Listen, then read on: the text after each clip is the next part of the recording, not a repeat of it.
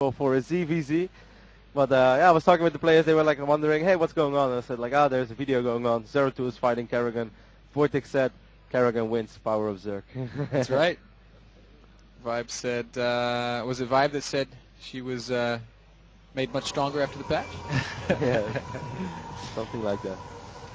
Now we saw a 9-pool out of VortiX on Cloud Kingdom. I don't think we're going to see the same thing, as ViBE did a fantastic job of holding it off and of transitioning into a win. Instead, it looks like both these guys are at least going to go up to 12, 13 drones before they do anything. Probably just going to see Hatch first. Yeah, I would be surprised to see an early pool on a map like Daybreak. Daybreak's such a long map, it takes quite a while before those Zerglings make their way over across the map. Wow. I'm like choking over here, Ben. I'm not holding it together. Nah, I'm all good, thank you.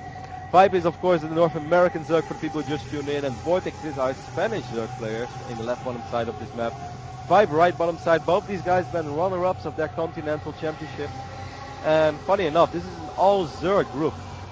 So the winner of this game and the loser is going to be guaranteed to play another Zerg. That game is going on in the main stage right now. It's Soppy against Com the Chinese player. Pretty curious to see Ben who's going to come out on top in that one. I would love to have some updates from that, but I don't know it yet. In any case, guys, there is money on the line for each and every single game as well. If you guys don't know, you get $2,000 guaranteed just for participating in this tournament. So everybody will walk away with at least $2,000. But if you finish third place in your group, so that means that you won't advance to the elimination rounds, but you do manage to win at least one game, you already get $2,500. That's exactly right, man. This is a huge tournament, big money on the line for both players, or I guess for all 32 players. As we do see the early hatcheries going down on both sides of the map. These guys going with the spawning pool into hatchery variations that are becoming more and more popular these days. A little bit surprised to see that on Daybreak, as I said before, because I feel that if there's one map where you really see early pools, it has to be Daybreak. Yep, but I will say this, it is, we did see the early pool on Cloud Kingdom. VortiX may be feeling like, okay, I don't want to get counter cheese, I'm going to play extra safe. And of course, it does make sense that ViBE's sitting there saying to himself, well, he just did it once, why wouldn't he do it again? I'm going to play extra safe as well. Gas already being mined on ViBE's side of the map, whereas VortiX is opting to go gasless for the time being, really taking his time establishing that tech. Queen's going down for both players as the initial Zerglings cross the map to do that scouting, to see if they can find any openings to do some harass. Still no gas from VortiX. Very, very curious to see exactly what he's up to. He's got 300 minerals saved up. I feel that, well, these two links are just going to enter the main base of ViBE. They're going to be like, oh, cool. Let's see. Let's take a look at the extractor. Now VortiX can see that ViBE has been mining quite a bit of gas. Now this is the moment where he reached that critical point of 100 gas, but he's still mining gas. Might just be to trick VortiX, though, as he, of course, knows that VortiX is going to poke in there once more, wants to see how much gas has been mined. ViBE pretty much stops mining gas right now, so maybe it was indeed to confuse VortiX.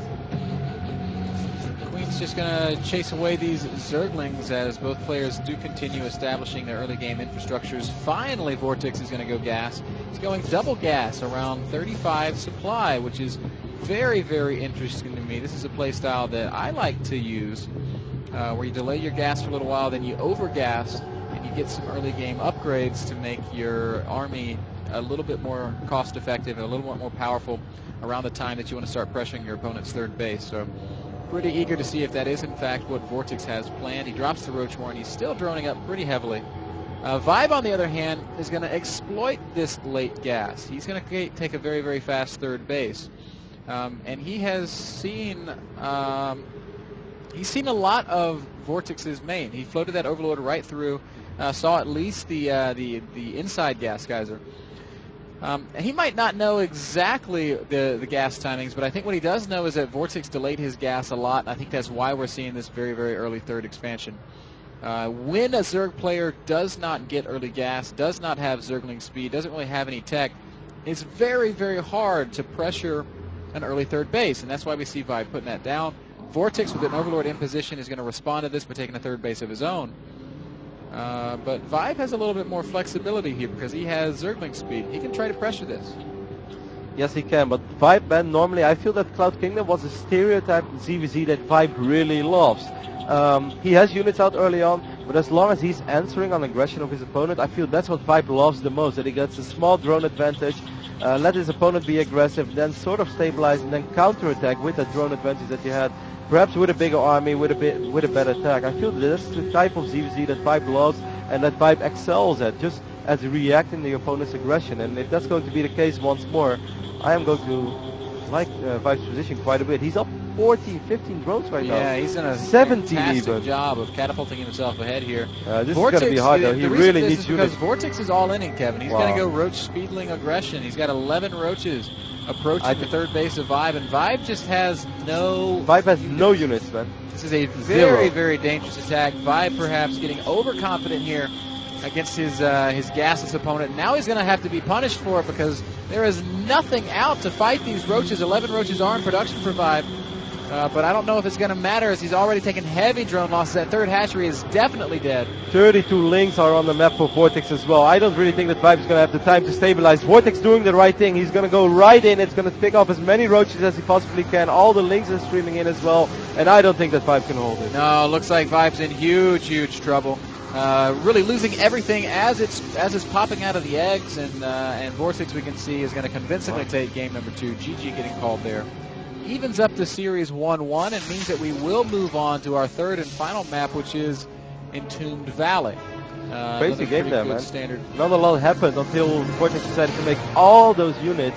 He must have saved up a whole lot of lava to be able to make that many units at once.